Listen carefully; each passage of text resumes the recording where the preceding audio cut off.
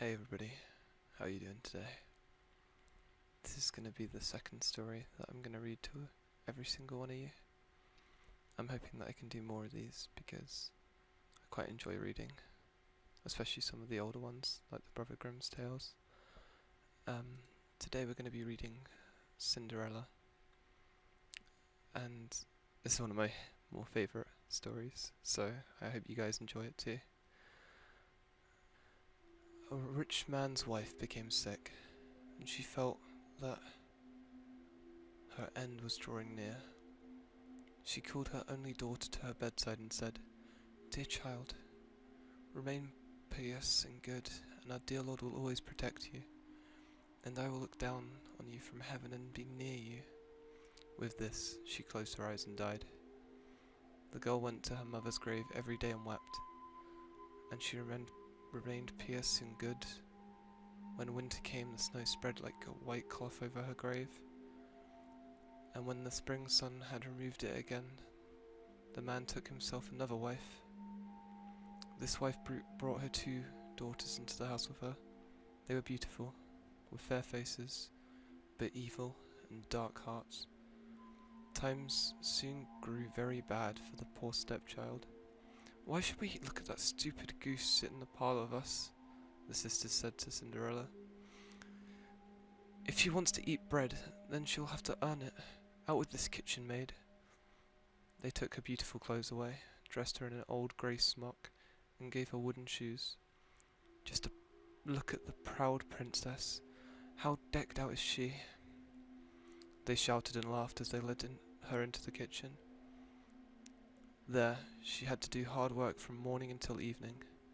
Get up before daybreak, carry water, make the fires, cook and wash. Besides this, the sisters did everything imaginable to hurt her. They made fun of her, scattered peas and lentils into the ashes for her, so that she had to sit and pick them out every single day. In the evening she worked herself weary. There was no bed for her. Instead she had to sleep by the hearth in the ashes. Because she was always looking dusty and dirty, they called her Cinderella. One day it happened that the father was going to the fair, and he asked his two stepdaughters what he should bring back for them. "Beautiful dresses," said one. "Pearls and jewels," said the other. "And for you, Cinderella, what do you want?" "Father, break off for me the first twig that brushes against your hat on the way home." So he brought beautiful dresses, pearls, and jewels for his two stepdaughters. On his way home, he was riding through a green thicket. A hazel twig brushed against him and knocked off his hat. Then he broke off the twig and took it with him. Arriving home, he gave his stepdaughters the things that they had asked for, and he gave Cinderella the twig from the hazel bush.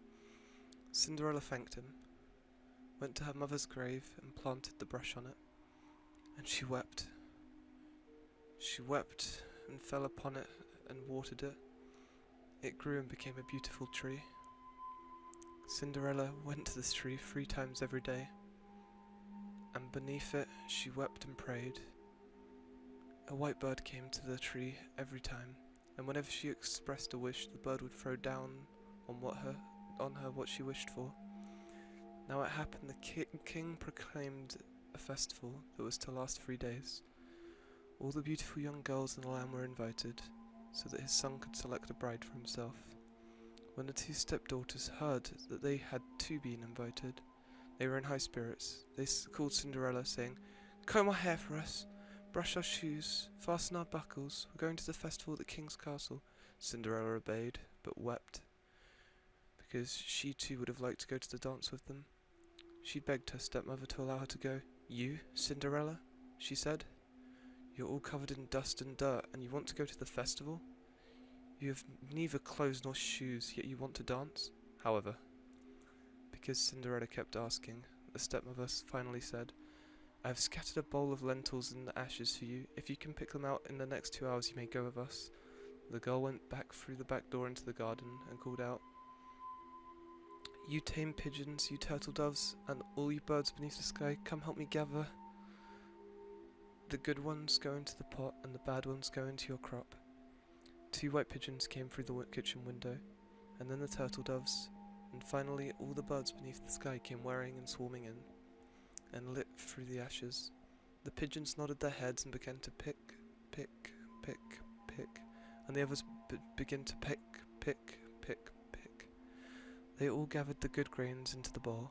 Hardly 1 hour had passed before they had finished, and they all flew out again. The girl looked at the bowl to her stepmother and was happy, thinking that now she'd be allowed to go to the festival with him. But the stepmother said, "No, Cinderella, you have no clothes, and you don't know how to dance. Everyone would laugh at you." Cinderella began to cry, and then the stepmother said, "You may go if you're able to pick 2 bowls of lentils out of the ash for me from 1 hour," thinking to herself, "She'll never be able to do that."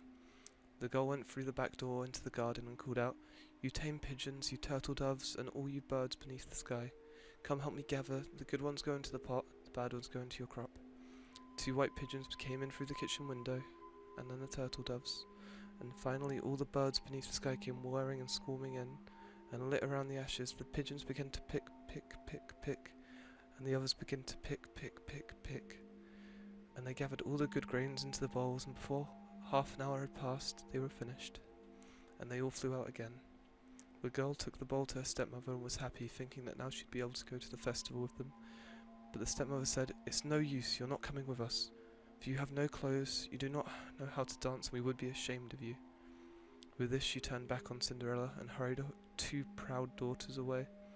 Now that nobody was home, Cinderella was at her mother's grave, beneath the hazel tree, and cried out, "Shake and quiver, little tree, throw gold and silver down to me."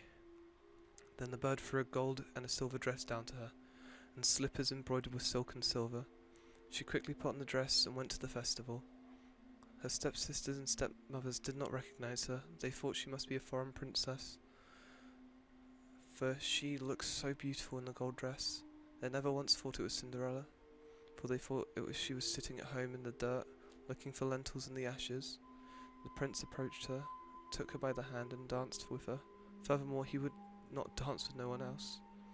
He never let go of her hand, and whenever anyone else came to ask her to dance, he would say, "She's my dance partner." She danced until the evening, and then she wanted to go home, but the prince said, "I will go along, and I will escort you," for he wanted to see who the beautiful girl belonged. However, she eluded him and jumped into the pigeon coop. The prince waited until her father came, and then told him that the unknown girl had jumped into the pigeon coop. The old man thought, could it be Cinderella? He had them bring up an axe and pick so he could break through the pigeon coop apart, and no one was inside. When they got home, Cinderella was lying in the ashes, dressed in her dirty clothes, and a dim oil lamp was burning in the fireplace. Cinderella had jumped down the back of the pigeon coop and ran to the hazel tree. Then she'd taken off her beautiful clothes and laid them on the grave.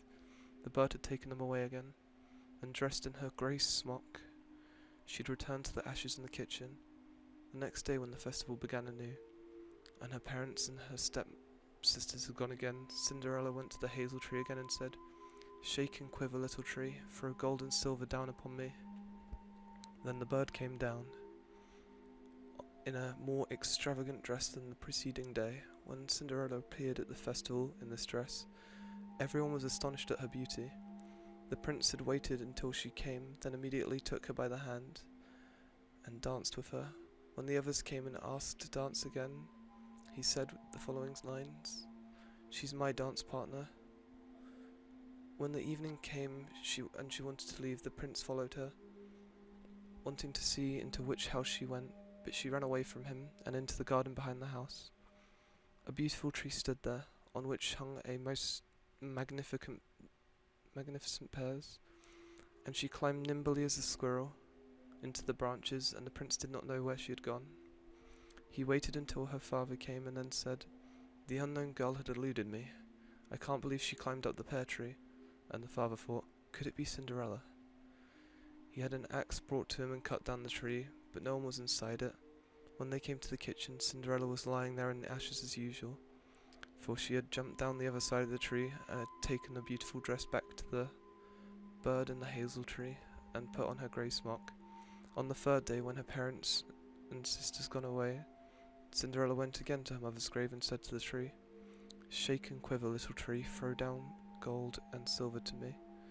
This time the bird threw down a dress that was even more splendid and magnificent than she had ever had, and the slippers were made of pure gold. When she had arrived at the festival in this dress, everybody was so astonished that they did not know what to say. The prince danced only with her, and when anyone ever asked to dance, he would say, "She is my dance partner."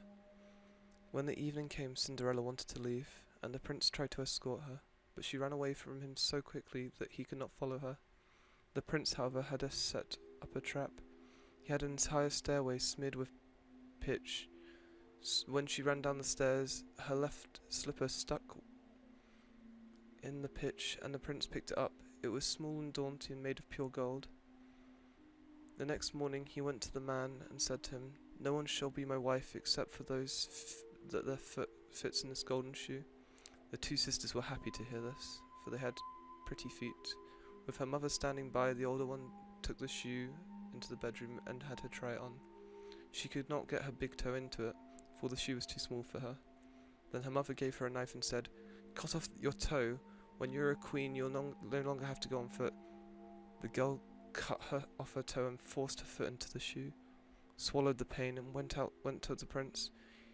He took her on his horse, and the bride rode away with her. However, they did not ride past the grave. There on the hazel tree sat the two pigeons crying out, "Rook-de-goo, rook-de-goo, there's blood in the shoe is too tight, the bride is not right." And then he looked at her foot and saw how the blood was running from it. He turned his horse and took the false bride home again, saying that she was not the right one, and that the other sister should try on the shoe. She went into her bedroom and got her shoes in the shoe all right, but the heel was too large. Then the mother gave her a knife and said, "Cut off your heel. When you're a queen, you'll no longer have to go on foot." The girl cut off a piece of her heel and forced her foot into the shoe and swallowed the pain, and went out with the prince. He took her on the horse and took her as his bride and rode away with her. When they passed the hazel tree, the two pigeons were sitting in it, and they cried out, rook-de-goo, there's blood in the shoe is too tight, the bride is not right." He looked down at her shoe, and saw how the blood was running out of her shoe, and how it had stained her white stocking all red. Then he turned the horse around, and took the false bride home again. "This is not the right one either," he said. "Don't you have another daughter?" "No," said the man. "There is only a deformed little Cinderella from my first wife, and she can't possibly be the one."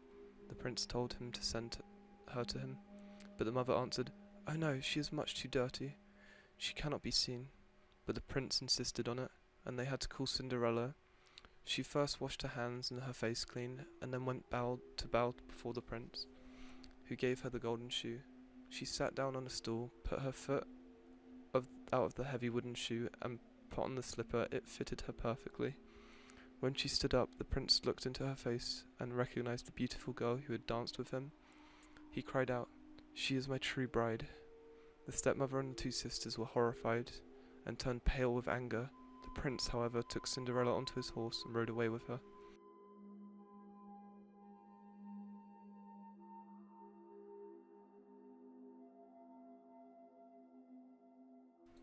As they passed the hazel tree, the two white pigeons cried out, rook-de-goo, there's no blood in the shoe is not too tight, the bride is right." After they had cried out, they both flew down and lit on Cinderella's shoulders, one on the right, one on the left, and remained sitting there. When the wedding with the prince was to be held, the two false sisters came, wanting to gain favour with Cinderella, and not to share her good fortune. When the bridal couple walked into the church, the older sister walked onto their right side, and the younger onto the left, and the pigeons pecked one eye from each of them. Afterwards they came out of the church, the older one on the left side and the younger one on the right side, and the pigeons pecked the other eye out of each of them, and thus their wickedness and falsehood, they were punished with blindness for as long as they lived. I hope everybody enjoyed story time, and sweet dreams everybody. Sleepy boy out.